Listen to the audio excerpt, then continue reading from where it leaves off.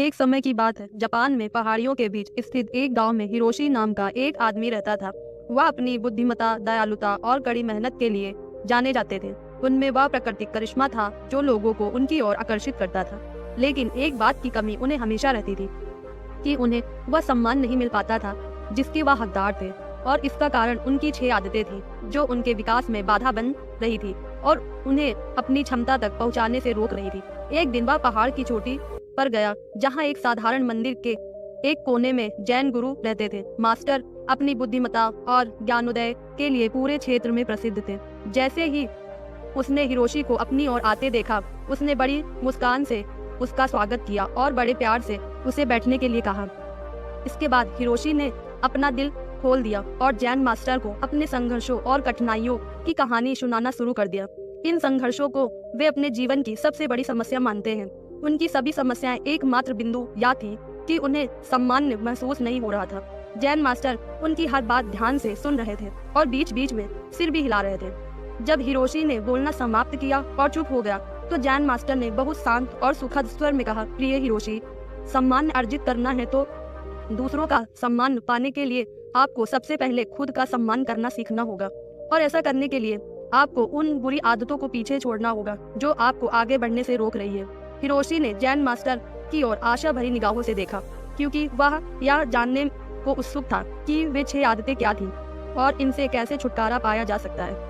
Jain master ने कहा, सबसे पहली आदत जो आपके काम में सबसे बड़ी बाधा है और जिसे आपको छोड़ देना चाहिए वह यह है अपने काम को टालने से, खुद को आगे बढ़ने से रोकना और कामयाबी हासिल करने वाले अवसरों को खो देना। काम करने का मतलब है अपनी सफलता को हासिल करना। अगर आप अपने काम को कर रहे हैं या टाल रहे हैं तो कोई और उस काम को करके उस सफलता को हासिल कर लेगा और आपका सपना सिर्फ सपना ही रह जाएगा। इसलिए अनुशासन अपनाएं और अपनी जिम्मेदारी पूरे मन से निभाएं। दूसरी आदत, लोगों को परखने की आदत। हम किसी को बिना जाने या उसका अच्छे से अच्छे अध्ययन किए बिना ही उसके बारे में एक खास राय बना लेते हैं, और अक्सर यह राय नकारात्मक होती है। यह राय बनाने का मतलब है कि फिर हम उस व्यक्ति को उस नजरिए से नहीं देख पाएंगे जैसा वह वास्तव में है, क्योंकि हमारी राय ही इसमें हमारी सकारात्मक राय नहीं बननी चाहिए। जैन मास्टर ने जो तीसरी आदत बताई वह है कि हर बात पर दुखी होना बंद करना चाहिए। हर स्थिति और हर चीज में हमारे नियंत्रण में नहीं हो सकती, ना ही सब कुछ हमारी इच्छा के अनुसार होगा। इसलिए जो चीजें आपके नियंत्रण में नहीं है और जिनके लिए आप कुछ नहीं कर सकते, उनके लिए दुख महसूस करना बंद कर दीजिए। चौथी आदत है ईर्ष्या और द्वेष को दूर करना और अपने अंदर किसी भी शिकायत या असंतोष को दूर करना। अनावश्यक ईर्ष्या और क्रोध मन में रखकर हम अपना ही नुकसान करते हैं। इससे हमारे भीतर भय और शंका उत्पन्न होती है। इससे किसी भी काम में सफलता नहीं मिल पाती। इसलिए जितनी जल्दी हो सके खुद को इन नकारात्मक आदतों से दूर कर लें। 5वीं आदत जो आपको छोड़ देनी चाहिए, दूसरों को दोष देने की आदत। किसी भी गलती के लिए दूसरों को दोषी ठहराना बहुत गलत है। इससे समाज में हमारी बहुत खराब छवि बनती है और हम अपनी गलतियों से सीखकर आगे बढ़ने की बजाय अपनी गलतियों को छिपाने और दूसरों को गलत साबित करने में ध्यान केंद्रित करते हैं। इसलिए किसी और को दोषी ठहराने से बेहतर है कि हम अपनी गलती स्वीकार कर लें और इससे सीखकर आगे बढ़ें।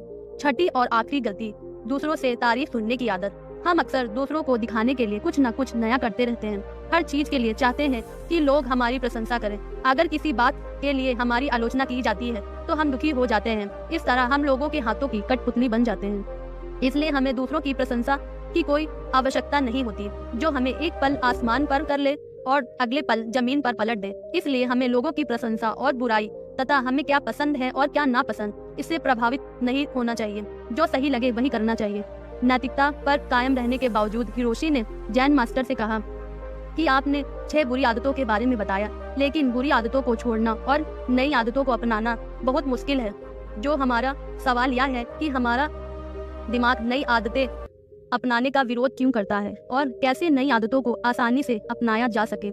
जैन मास्टर ने कहा कि अधिकांश लोग आदतें बदलने में असफल हो जाते हैं क्योंकि नई आदतों से उनकी अवास्तविकता उम्मीद जुड़ी होती है। उदाहरण के तौर पर, अगर कोई व्यक्ति सुबह जल्दी उठकर व्यायाम करने की नई आदत विकसित करता है तो उसे उम्मीद होती है कि इस आदत से उसका वजन तेजी से कम होने लगेगा या फिर उसका शरीर तेजी से मजबूत हो जाएगा, जबकि हकीकत में ऐसा नहीं है।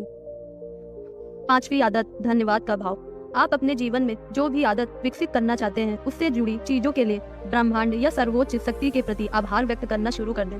उदाहरण के लिए, यदि आप खुश रहने की आदत विकसित करना चाहते हैं तो सभी अच्छी चीजों के लिए आभार व्यक्त करना शुरू करना चाहिए, जिससे आपके जीवन में खुशियां आए और फिर आप देखेंगे कि वे सभी अच्छी चीजें कई गुना होकर आपके पास वापस आने लगेंगी। यह बात याद रखें, जो लोग निष्क्रिय और असंवेदनशील होकर बैठे रहते हैं वे गलतियां नहीं करते। गलती वही लोग करते हैं जो कुछ नया करने की कोशिश करते हैं। गलतियां करना और उनसे सीखना मानव जीवन का हिस्सा है, इसलिए गलती करने से डरना नहीं चाहिए, बल्कि एक ही गलती को बार बार दोहराना ही मूर्खता है।